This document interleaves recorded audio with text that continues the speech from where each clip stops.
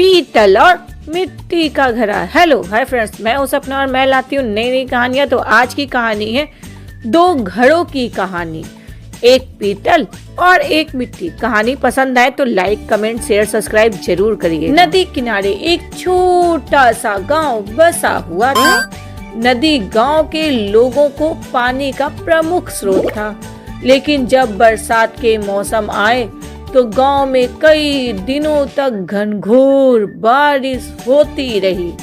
तो नदी का बाढ़ बढ़ गया और सारा गांव पानी से भर गया। मकान सब डूब गए, लोग इधर से उधर भागने लगे और सब एक नए सुरक्षित स्थान को ढूंढने लगे। सब जहां के तहां भागने लगे। बारिश इतनी तेज थी कि बच पाना मुश्किल था। चारों तरफ केवल बारिश का पानी, समुद्र की लहरें और नदी का बाढ़ का पानी, सब एक के ऊपर एक बढ़ता जा रहा था। सब इससे बहुत परेशान थे। बाढ़ का पानी इतनी तेज था कि लोगों के घरों में भी पहुंच गया।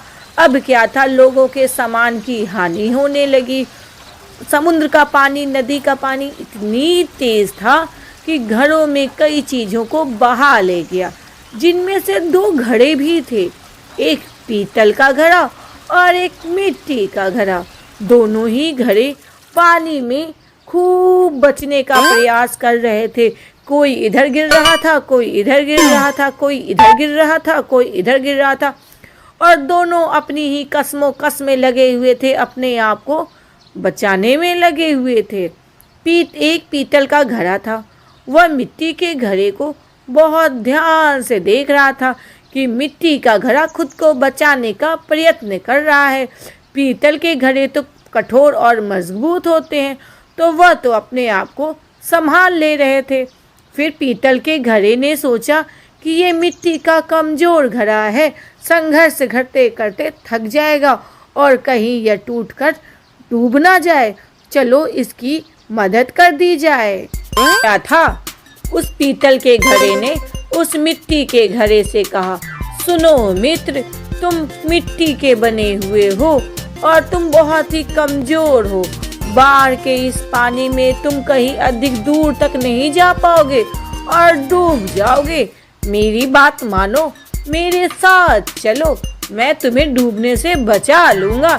मिट्टी के घड़े ने पीतल के घड़े को देखा और उत्तर दिया, मित्र, तुम्हारी सहायता का प्रस्ताव के लिए मैं धन्यवाद देता हूँ।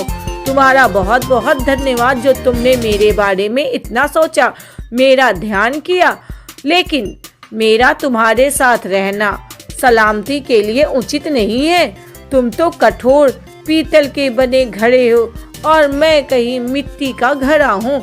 तुम बहुत कठोर, मजबूत और शक्तिशाली हो।